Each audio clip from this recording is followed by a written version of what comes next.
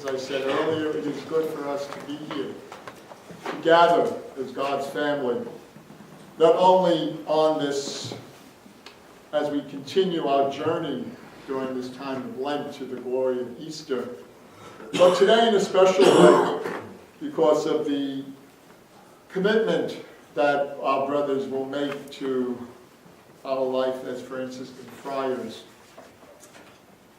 There's a story about a grandmother and young child walking along a shore.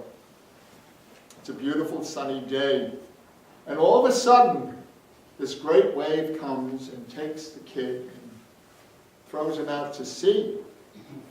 And the grandmother is beside herself. She throws herself on the sand and she says, "Oh God, why? Why did this happen? Do something." Another wave comes, plop, the kid comes back on the shore, and she's so happy. And she says, "Oh, thank you, God." She looks at the child on the shore and she says, "He had a hat?"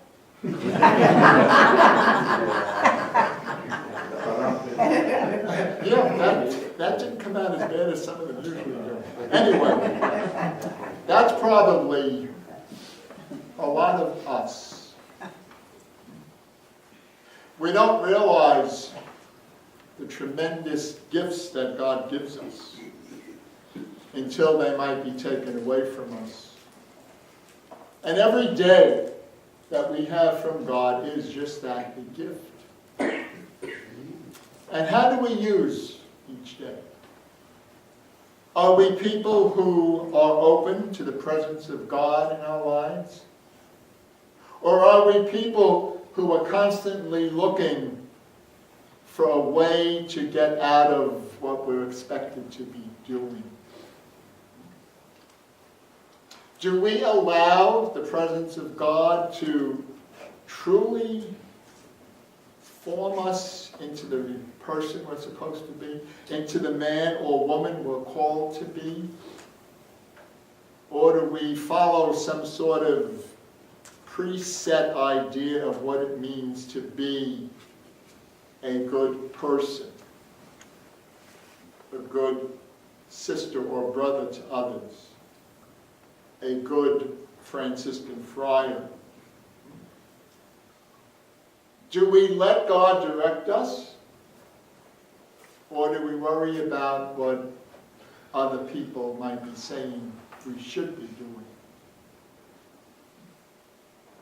In the gospel today, we hear twice the word from Jesus, reform. And when we look at the word reform, we're taking the gift of the form that each one of us has been given, and we're asked, if necessary, to rework that form. To rework what's not perfect within us. And can we do it? Sure. With God's presence, everything is possible for us to accomplish. But a lot of times we don't go to the presence of God. We don't let God be the reformer. We think we can do it all ourselves. It's like the Gospel of Luke. In fact, this particular incident that I'm going to speak about for a second is in the Synoptic Gospels, Matthew, Mark, and Luke, where Jesus is on a boat, falls asleep, and a great storm comes up. And the apostles go to him and they wake him up. "I'm about to drown. Don't you care?" And Jesus gets up and calms the storm because they let God into their existence. Jesus calms the storm, and that's us. When everything's calm, we're in charge. No problem. Then all of a sudden, we get thrown into the sea. Someone gets sick. A relationship ends. Someone dies. And then we're, "Oh God, where are you?"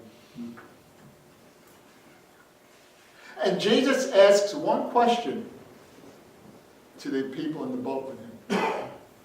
One question. Where is your faith? He didn't ask anything about going to the temple or keeping the commandments or putting the envelope in the basket. Nothing about that. One question. Where is your faith? So whether we wear a cross around our neck or a Star of David or whatever our belief system is, we're called to be people of faith. And if we are people of faith, we will constantly be in that form of being reformed, of being made over, if we allow God to be God. And allow the people that come into our lives to act as that presence of God. We are fortunate that we have men called, but our community is open to women as well. That's the joy of being who we are within the ecumenical Catholic community. We are probably should be referred to as pioneers in Catholicism from the early stages of the church. So for those who are professing their vows for the first time, Brother William and Brother John, getting the knots is just the beginning. As I say many times to those of you who are regulars, those of us of a certain age, and having been a Franciscan for muchos años, many years, the knots are the symbol. But to make those knots come alive, you have to live it every day. Be the best person you can be. You know. And those of us who are going to renew our promises, again, as the brothers like to say, the progenitor of our community, we renew our vows, we renew our commitment. And we thank God that we can be here and that you are the reason for our existence. So as always, my brothers and sisters, pray for me as I pray for you. And always remember that I am called us to walk as an instrument of God's peace.